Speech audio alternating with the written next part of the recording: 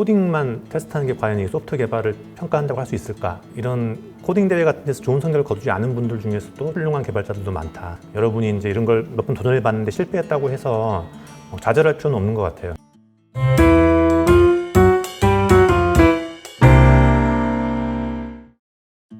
오늘 다룰 질문들은 이제 이런 것들입니다. 코딩 대회에서 되게 좋은 성적을 거둔 사람들은 소프트 개발도 잘하는 걸까? 어떤 코딩 대회에서 나온 문제의 모범 답안은 이렇게 코딩을 하면 실제 업무에서 이렇게 코딩하면 절대로 안 되겠죠. 이 함수는 긴 프로그램은 아니기 때문에 모듈화가 굉장히 부족하다. 긴 프로그램도 짧은 시간에 개발을 해야 되잖아요. 그럼 모듈화를 어떻게 할지 고민할 시간이 없습니다. 함수 하나가 굉장히 긴 경우도 있고 모듈화를 신경 안 쓰고 개발을 하게 되고 주석이 하나도 없죠. 코딩 대회 할 때는 시간을 가능하면 줄여야 되고 짧은 시간이기 때문에 이 변수명들 다 머릿속에 기억할 수 있으니까 변수명을 길게 할 필요가 없기 때문에 코딩할 때 가능하면 전역 변수를 쓰지 말라고 하는데 전역 변수 많이 쓰고 빠른 시간 안에 최대한 효율적으로 개발을 하기 위해서 예외 처리 같은 것도 부족한 게 많죠. 코딩 대회만 너무 많이 준비하면 코딩 습관이 나빠진다 이런 주장을 하는 사람도 있습니다. 개발할 때 이렇게 하진 않을 거잖아요. 두 번째는 이제 이게 소프트 개발에는 별 도움이 되지 않는다. 코딩 대회에서 준비하고 거기서 좋은 성적을 거두는 게 소프트 개발하고 무슨 상관이 있냐 이런 얘기를 하는 분들도 있어요. 사실은 코딩하는 것도 중요하지만 소프트 엔지니어링 스킬도 중요하잖아요. 설계도 잘 해야 되고 여러 가지 모듈화도 잘해야 되고 그런 거는 평가를 할 수 없다. 이런 코딩 대회 가지고는 이건 맞는 말이죠. 조사해본 바에 따르면 우수한 개발자들을 시간을 조사를 해보면 실제 코딩에 쓰는 시간은 5% 정도 된다고 합니다. 나머지 95%는 설계를 하고 커뮤니케이션을 하고 요구사항을 분석하고 이런 거라고 해요. 코딩만 테스트하는 게 과연 이 소프트 개발을 평가한다고 할 수 있을까? 이런 비판들도 있습니다. 근데 사실은 코딩 대회 참가해서 코딩할 때도 코딩 시간이 100%는 아니에요. 어떻게 개발을 할지를 구상하고 생각하는 시간도 꽤 되거든요.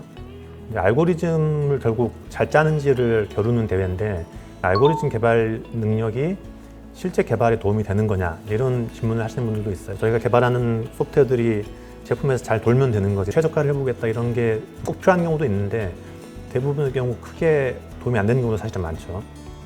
그래서 도움되지 않는다 이런 의견도 있는데 클라우드에서는 이제 요거를 조금 더 줄여서 더 빠른 시간에 돌아가게 만들면 클라우드에 지불하는 비용이 줄어드는 거잖아요. 클라우드 개발에 들어가게 되거나 하면 중요해질 것 같아요.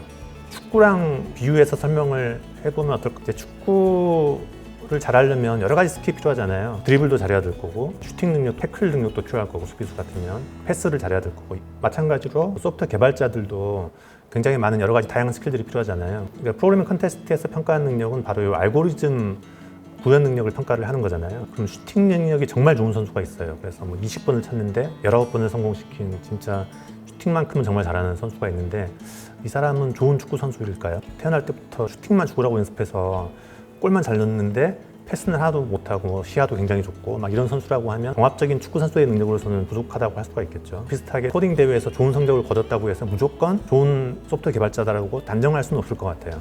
하지만 반대로 그렇게 슈팅을 잘하는 선수면 다른 축구 능력도 아무래도 좋을 확률이 높지 않을까요? 그래서 소프트 개발자의 경우도 이런 대회에서 좋은 성적을 거둔 사람들이면 다른 역량도 좀 확률이 높겠다. 알고리즘을 조금 쉽게 만든 소프트 역량 인증 같은 평가가 이건 비슷한 걸 것 같아요. 모든 개발자들이 다 코드잼에서 우수한 성적을 가지고 이럴 필요는 없지만 이걸 굉장히 좀 쉬운 허들을 좀 낮춰서 좀 쉬운 문제로 만든 그 역량 인증 같은 경우는 개발자라면 다들 통과할 수 있게 말하자면 축구 선수인데 그래도 최소한 20번 차면 한 2번은 넣어야지. 이제 그 정도 그 평가가 저희 역량 인증과 비슷한 평가가 아닌가 생각이 듭니다.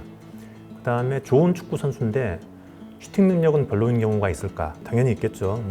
좋은 선수지만 슈팅 능력이 20번에 2번은 넣지만 한 10번 이상 못 넣는 정도 축구 선수라고 해도 그 사람 굉장히 좋은 축구 선수일 수 있죠. 수비수일 수도 있는 거고 패스를 기가 막히게 하는 선수일 수도 있는 거고 이런 코딩 대회 같은 데서 좋은 성적을 거두지 않은 분들 중에서도 훌륭한 개발자들도 많다. 여러분이 이제 이런 걸 몇 번 도전해 봤는데 실패했다고 해서 좌절할 필요는 없는 것 같아요. 여기 잘 안 맞는 걸 수도 있죠. 여러분은 수비수인데 평가는 다 슈팅 능력으로만 평가를 하고 있는 이런 걸 수도 있는 거기 때문에 좌절할 필요는 없겠다. 이런 말씀 드리고 싶고요.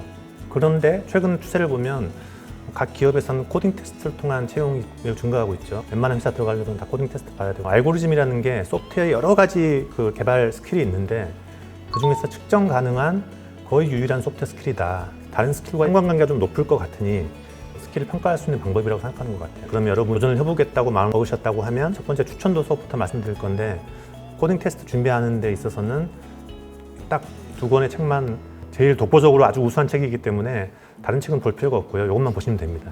ICPC, 정보올림피아드 준비하는 사람들 다 이 책만 보고요.